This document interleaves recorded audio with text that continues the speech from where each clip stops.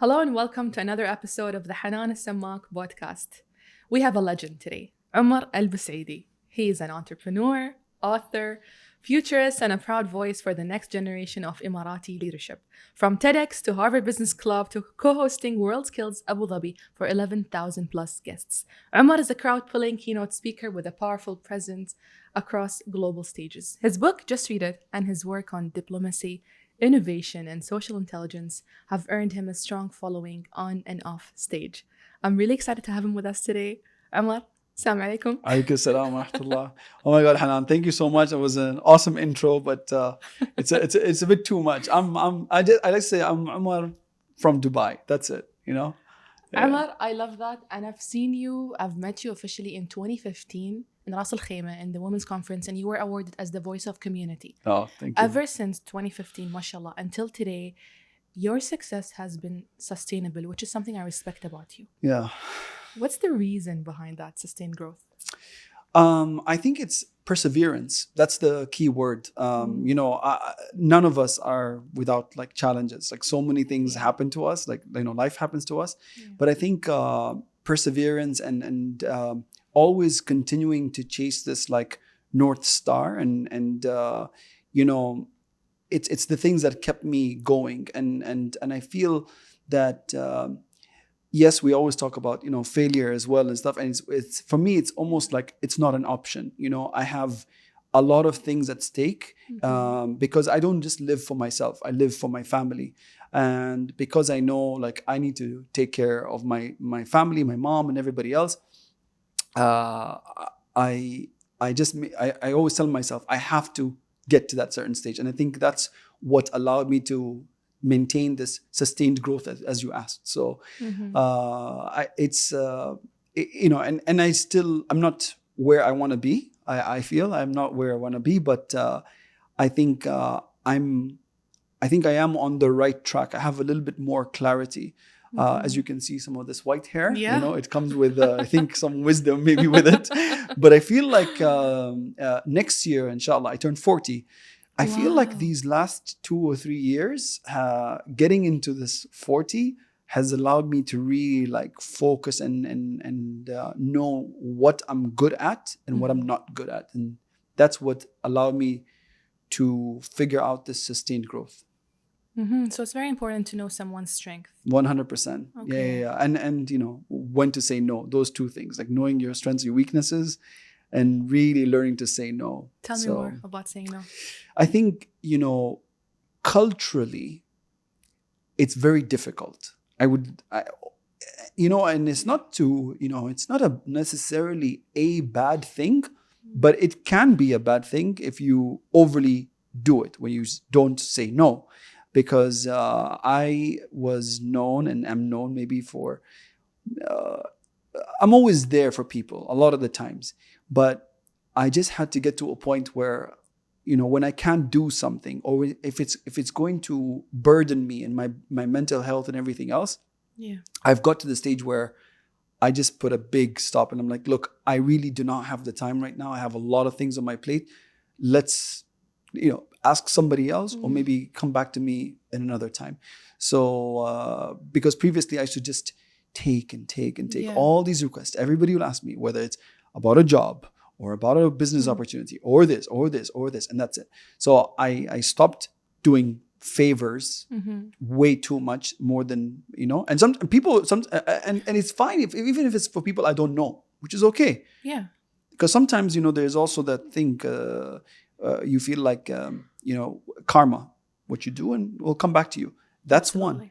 But, and also there's another thing, which is the reason why I couldn't say no. And I think, we always feel like we say that, God brings everybody into your life for a reason. Yeah. And you always, you probably heard that, there'll come a day, like when we have to meet our maker, that, you will be asked, okay, this person came and asked you for X, Y, and Z.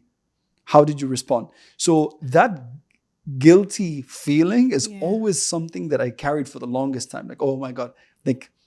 And I think I misunderstood that story that, oh, like if when people come to you and they ask you for something, what did you do? But I think this is the thing that allowed us to maybe almost punish ourselves with just taking way more than we can chew. But then I got to realize and understand it much better, where it's not like that, Danny. It's not to that level that you have to say yes to everybody. Otherwise, you're either going to go broke, go crazy, or probably be dead.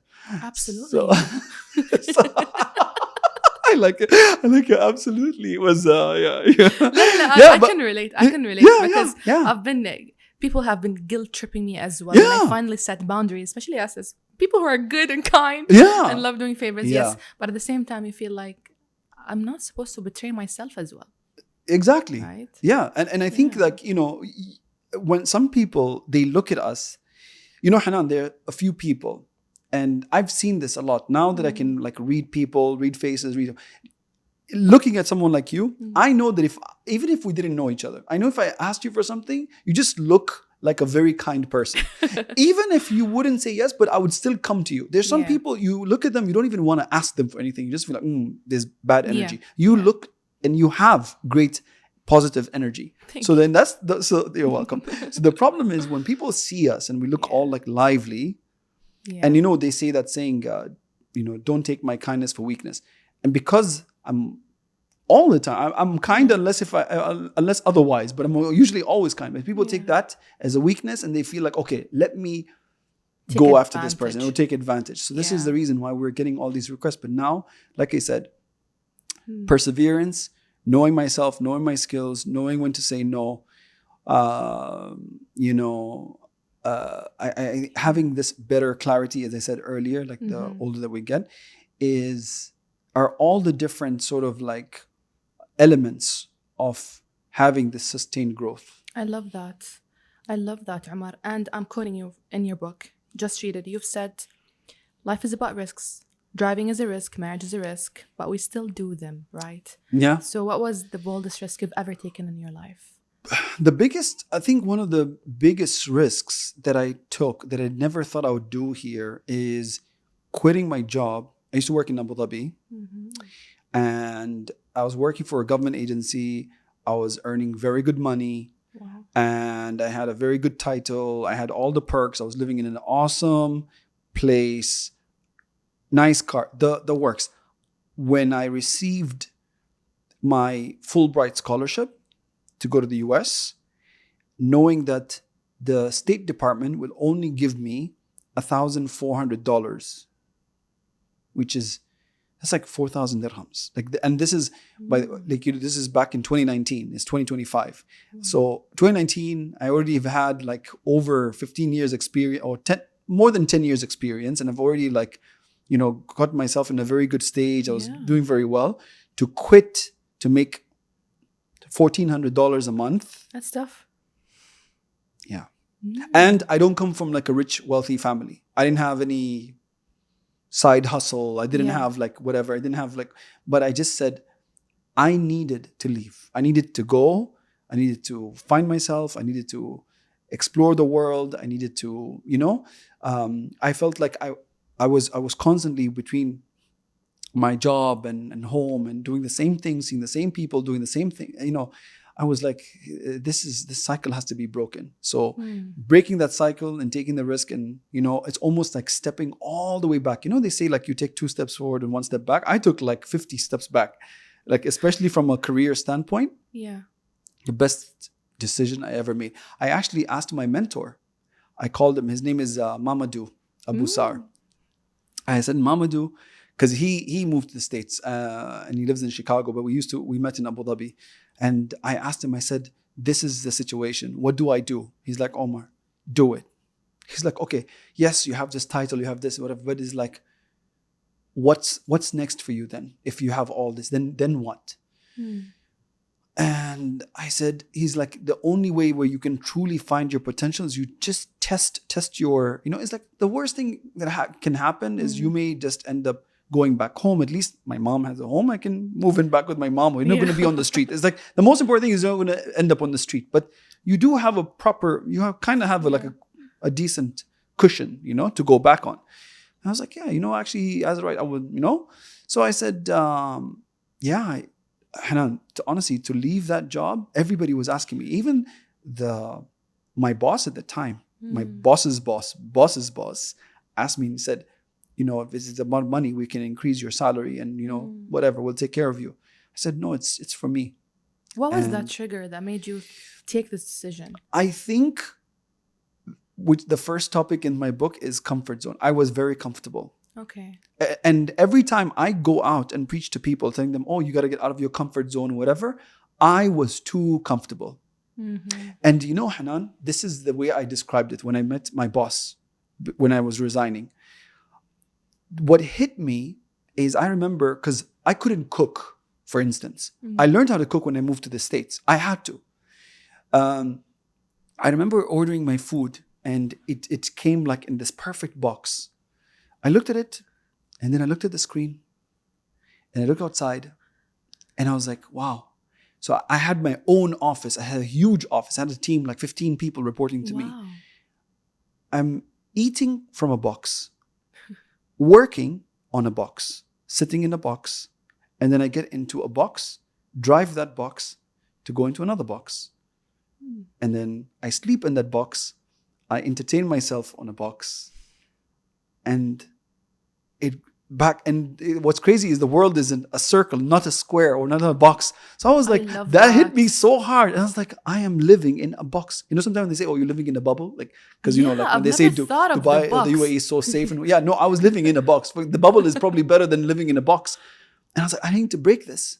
I have to get out of it. It was a dangerous cycle. So I was like, what am I doing? Even training, we're training in a freaking box. Because you're not even training outside. Like you're working in a gym. So I was like, this is not healthy. There's more to life than this. Mm-hmm. And the same comments, the same thing, even with work, where we're doing strategy documents after strategy documents, and you go to the same events.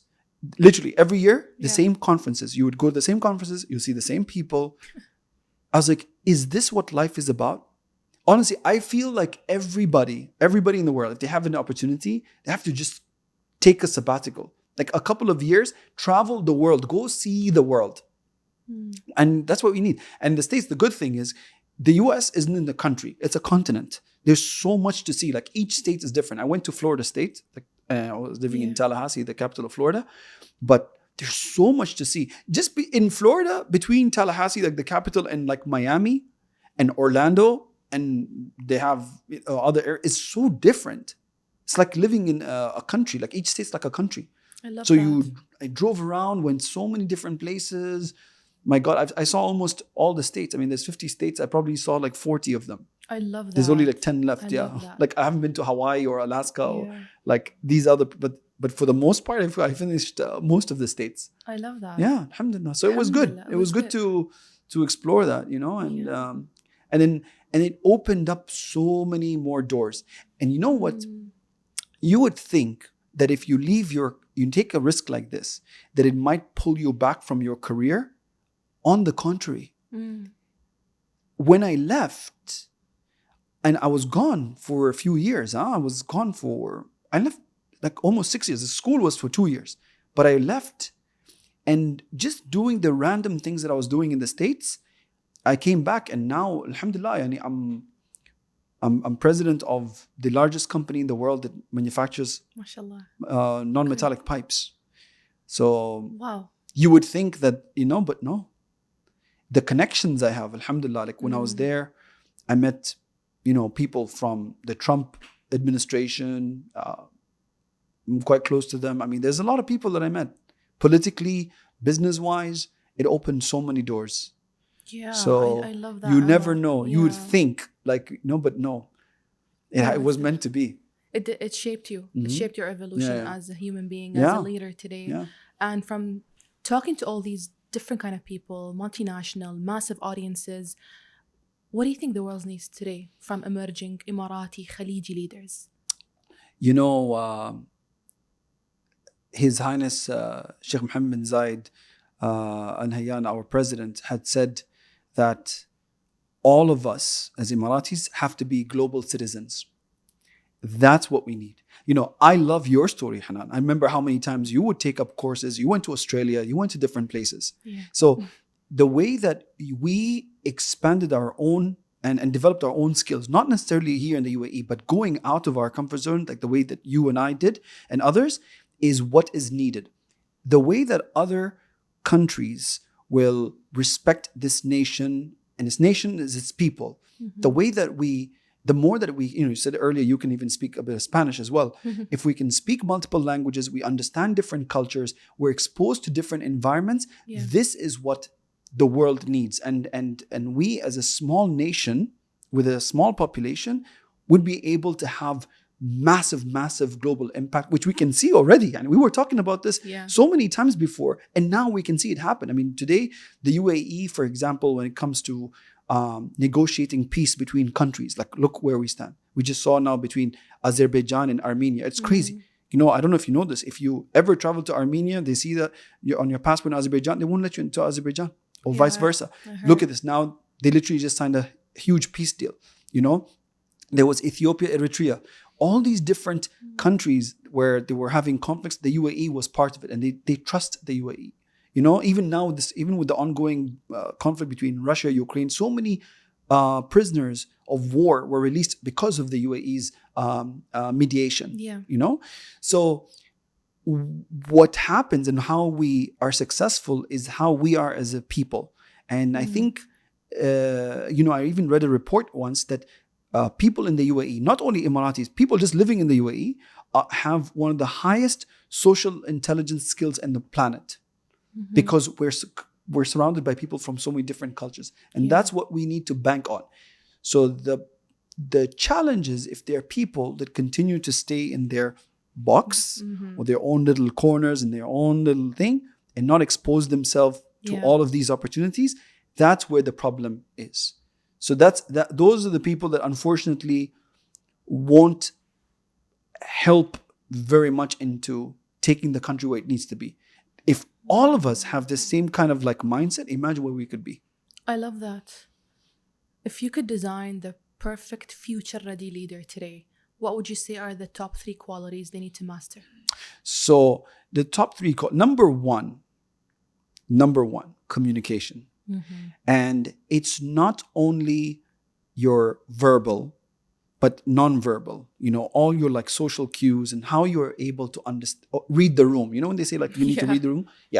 If you have a leader that understands how to read a room and can communicate in that style, whether you're talking to the youth or you're talking to a professional group or whatever, that's number one. So it's communications, understanding different cultures, all those things come under communication. Then number 2, I would say confidence. There's, you know how you would notice sometimes in schools, and I noticed this when I get invited to speak, even at like grade school, there'll be some kids who are shy, or there's some people who are like have more confidence.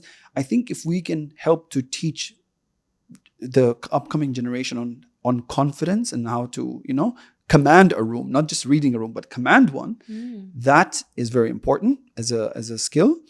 And then number 3 is, I love to say this, I think I mentioned it in my book as well. It's important to know a little about a lot of things, than a lot about a few things. And today, thanks to ChatGPT and everything else, you can know about anything you want. So there's no excuses. Before we say, YouTube, you can learn. Okay, YouTube is one thing. This is on a whole other level. If you can really utilize prompting ChatGPT in the right way and understanding what's going on around the world, you can even tell ChatGPT, give me like literally like the most important whatever news bulletin about whatever anywhere in the world, and it'll give you that. So having the knowledge, having the confidence, having the communication skills, those are the 3 main skills I would recommend for the future leader. I love that. Thank you. And I want to quote something from your book as well. You said, don't burn bridges. You never know when you might need them. Tell me more about that. Oh, God.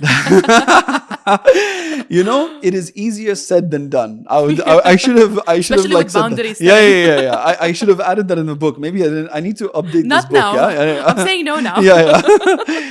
So,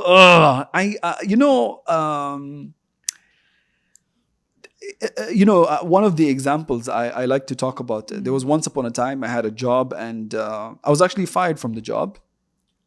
And when was that? I didn't know that. oh yeah, I had a job once. I was so the reason is actually, well, the fired from the job, that was silly because I really didn't like my boss, Okay. and she was terrible. I was very young. I was like 19 or something. So this is a long time ago. It's 20 years ago. So I didn't like how she was speaking to me, and I was chatting, or like I sent an email to one of my friends who was also at work in another organization, and I sent the email like from my personal email, from my Gmail or something, or Yahoo at the time, and I said, "My God, I hate my boss. She's terrible. She's like whatever." I may have used other language to describe her, but yeah. You sent it to her? No, I sent to my friend. Okay. This was like on the day before the weekend. I come back in the beginning of the week, and I get an email from work, like at work, and it said, "Dear Omar, we found this email of what you said about your boss. So we think that maybe this is not the right place for you to be. So please leave the office and don't say goodbye to anybody. Oh. Leave quietly and now, wow. like immediately." Okay. So the that reason wasn't a good friend. why did they know? Because if you use certain language when you're sitting in the office, they think you're searching something. Okay. Got it. That's how it triggered the IT department. They're like, "Oh, this computer, this person is said X, Y, and Z." Okay, got it. That's how they found the email. So, rule number 1, do not burn bridges, because that was very, very dumb of me. And of course, I like to talk about it because I was young and a lot of people don't know. So now you know. Yeah. It doesn't have to be from your work email. Just the servers pick up anything if you're doing it at work. I learned that IT hack a very young, early stage of my life, which is good because later on, every other boss or any person that I didn't like, I never said anything. I just said, "Oh, just keep it to myself, or go outside, or whatever, say what I have to say." So yeah, I love that. that was a very tough lesson. But of course, I had so that was one. That was with me getting fired. I got another job where I was demoted. People usually get promoted. I got demoted at this one job. Because my boss, it was literally just a personal thing. I didn't do anything wrong at work. I mean, if anything, I was actually performing well. People were whatever. This person just assumed I was there to like steal this person's like thunder or their light. Okay. And just to put me away, he demoted me. And I remember it broke my heart. I swear to God, Hanan, I cried. I cried in front of him. When he told me after 6 months probation, and he said, "See, I didn't do anything wrong, because if I did something wrong, they could have fired me." He told me, "You have 2 options." And he waited till everybody left the office. And he said, "Either you resign or you come back." And I was a senior executive. He said, "You come back as executive, not senior executive." So he was just threatened by your success. Yeah. Why did you cry? What triggered you? Because it was embarrassing. Imagine sitting come back the next day. And I, as a senior executive, I already had like 2 people reporting to me at the time. It was embarrassing.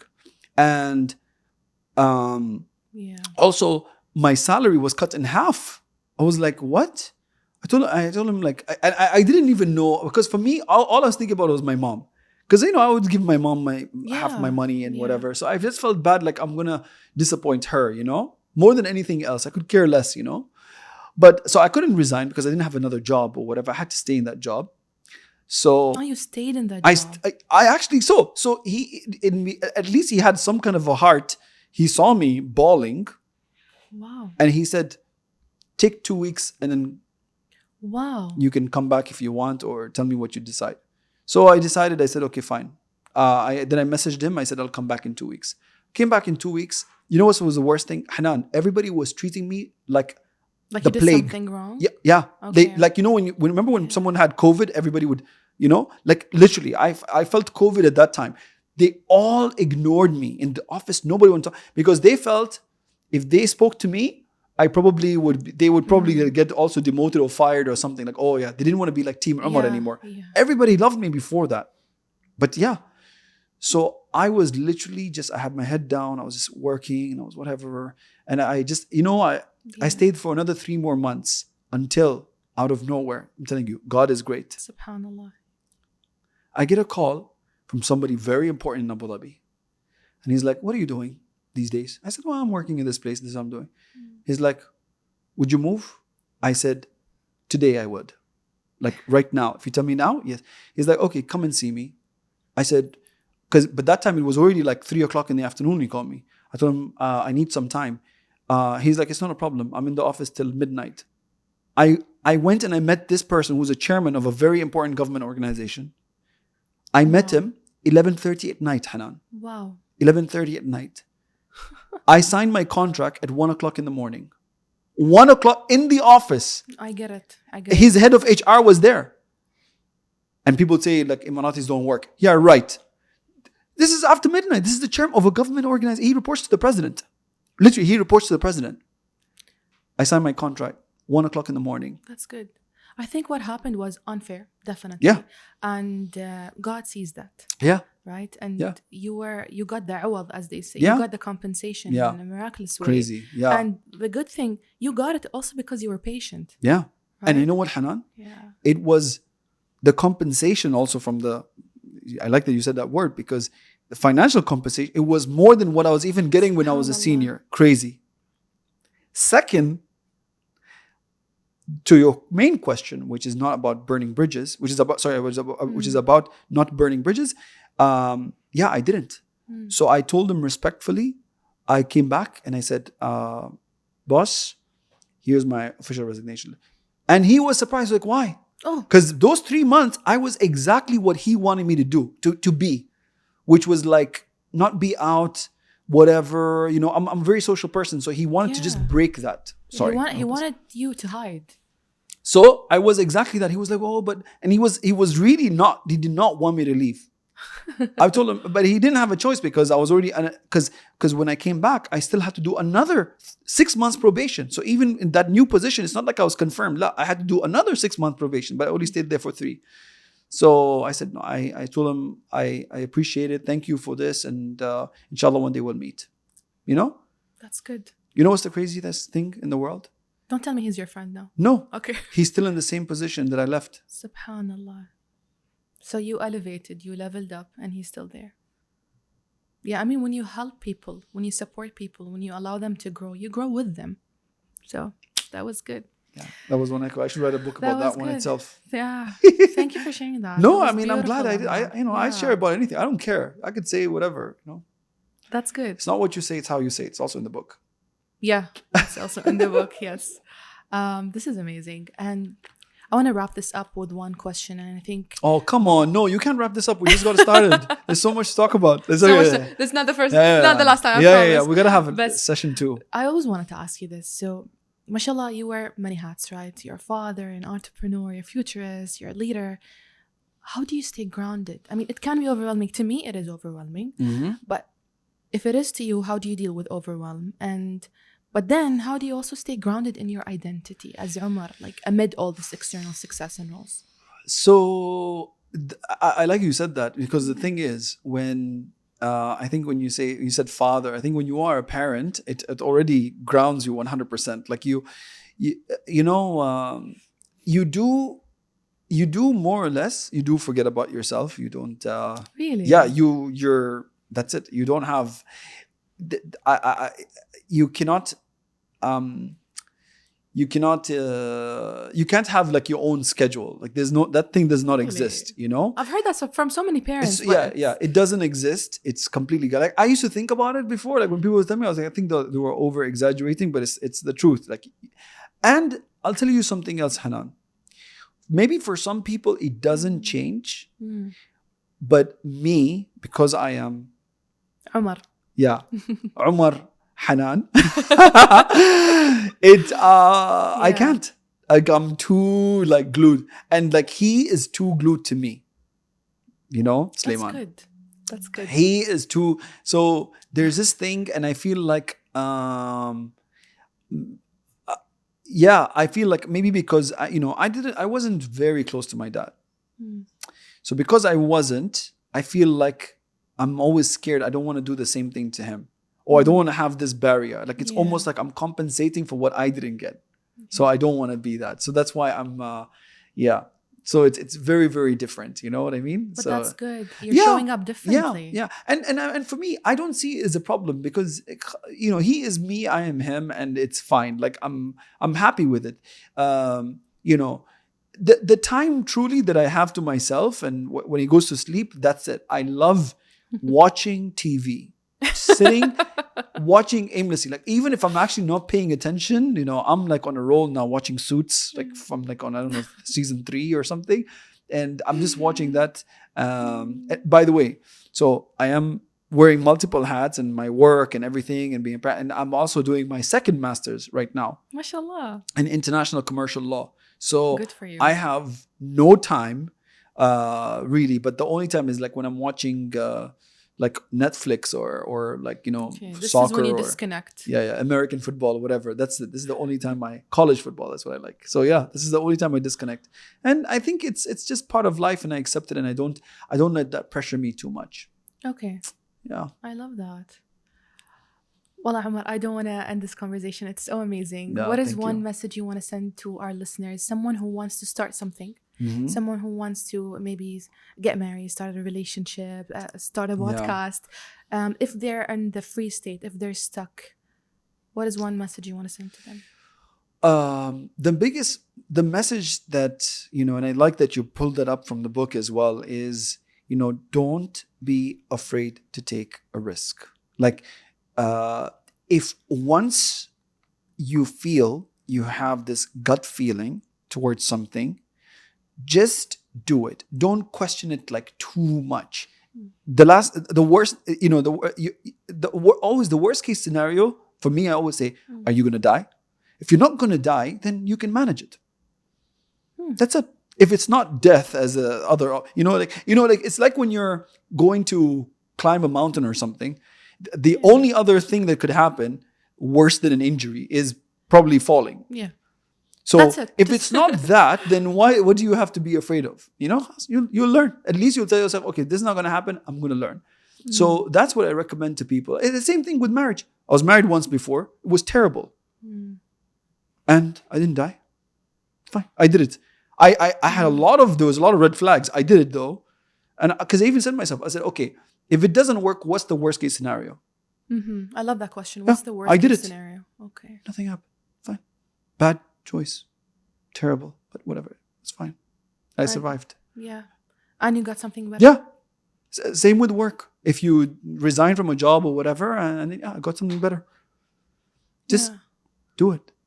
Just do it. I love that positive perspective you have on life. And I think this is why you're sustained in your growth and success, and you're an inspiration to so many. Thank you, Hannah. And I want to say this again. You asked me about this marriage thing, right? Yeah. There are so many people, men or women, will say that so many times. Oh, whatever. All they say the thing, I don't want to get divorced. Who cares? It happens. Yeah. And then there's a stigma also. That's also dead. The stigma is gone. It used to be a thing. It's not even there anymore. And it works. And it's good that, mashallah, seems like we're not ending the conversation. I love it. It's good that you are resilient, because I've met so many of my clients before in my coaching practice. He would get divorced, and then after 15 years, he still like hang up on that trauma. No. He didn't work through it, and he's like, I would never get married again. I'm like, 15 years.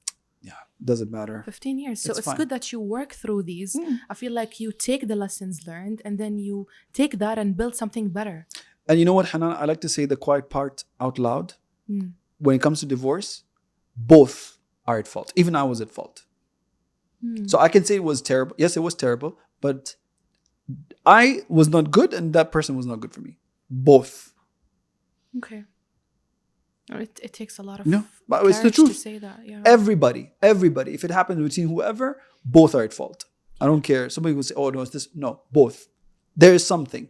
You may see between one person, whether the man or the woman, maybe more so than the other, but trust me, both.